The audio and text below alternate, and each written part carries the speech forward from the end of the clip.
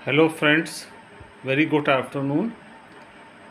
आज जिस तरह से मौसम बदला हुआ है हमारे शहर का, उसमें हर जगह आपको क्लिनिक पे वायरल फ़ीवर के पेशेंट्स दिखाई दे रहे हैं।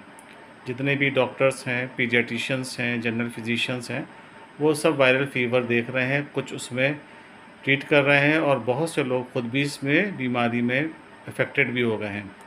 चलिए आज हम बात करते हैं एक ऐसे वायरल फ़ीवर की जो आज सबसे ज़्यादा क्लिनिक्स पे देखने को मिल रहा है, जिस पे मैंने थोड़ा सा स्टडी की और देखा कि यही वायरस है और सीडीसी की रिपोर्ट भी यही कह रही है कि पूरे वर्ल्ड में इस तरह का वायरस आया है।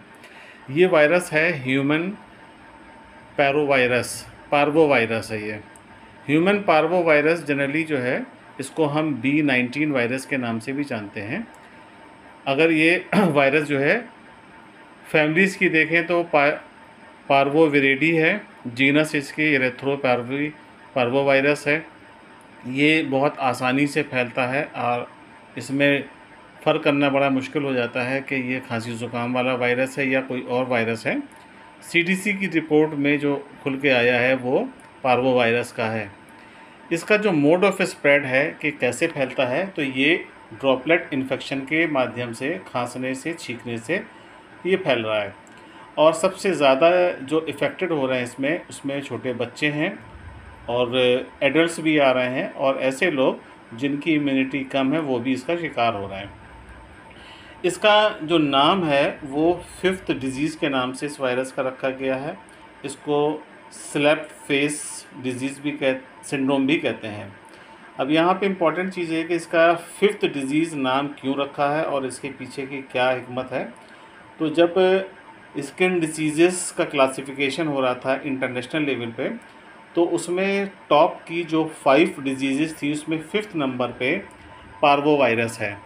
तो ह्यूमन पार्वोवायरस को जो 5th इसमें कैटेगरी में रखा गया है, नंबर ऑफ 5th है, इसलिए इसको 5th कहते हैं। और दूसरा इसका नाम है स्लैप फेस सिंड्रोम भी कहते हैं। उसके पीछे की ये कि अगर इसमें जो रैशेस देखे जाते हैं तो बिल्कुल ऐसा होता है जैसे किसी ने चेहरे पे थप्पड़ मारा हो और उसका जो निशान आ जाता है वो इसकी वजह से बिल्कुल ऐसा ही प्रतीत होता है।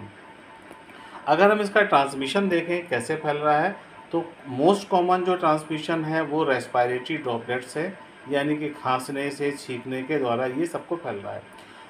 जो प्रेग्नेंट लेडी हैं, प्रेग्नेंट लेडीज़ से ये उनके बच्चों में भी पहुंच सकता है।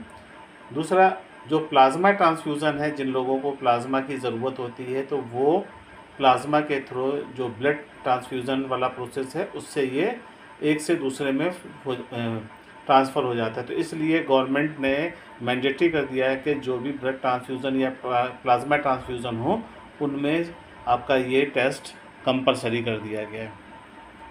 अगर हम इसके सिम्टम्स देखते हैं तो सिम्टम्स बिल्कुल इसके आपको मिलेंगे जैसे कि फ्लू के सिम्टम्स होते हैं।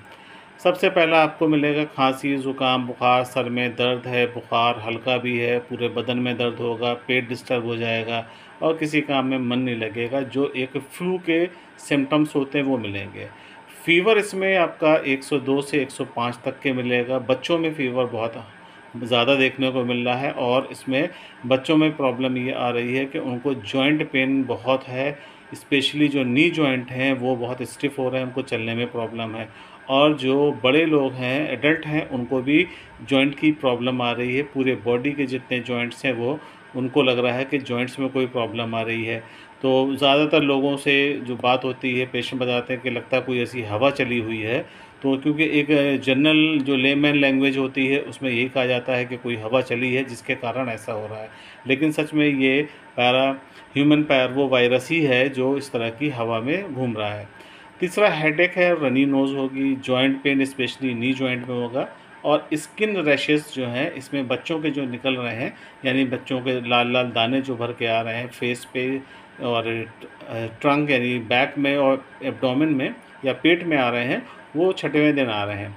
अब इसमें करना क्या है हमें, कि क्या करें जिसके लिए हम इस बीमारी से बचें। सबसे पहला है कि आपको पब्लिक प्लेसेस में थोड़ा सा अवॉइड करें, जहाँ पे बहुत भीड़ भाड़ हो वहाँ ना जाएं, और अगर जाना ही इम्पॉर्टेंट है तो वहाँ पे फेस मास्क लगा कर जाएं। पानी की मात्रा अधिक रखें, अपने को हमेशा हाइड्रेट रखें, पानी भी ले सकते हैं, ग्लूकोज़ का पानी भी ले लीजिए, फ्रेश फ्रूट्स लीजिए, जूसेस लिए, और इसमें हनी टी और बराबर लीजिए, यानी शहद की चाय, और इसमें बेड रेस्ट करें। और ये अगर इसके बाद भी आपको कोई प्रॉब्लम होती है तो आप अपने फैमिली डॉक्टर से या किसी डॉक्टर से कंसल्ट कर सकते हैं।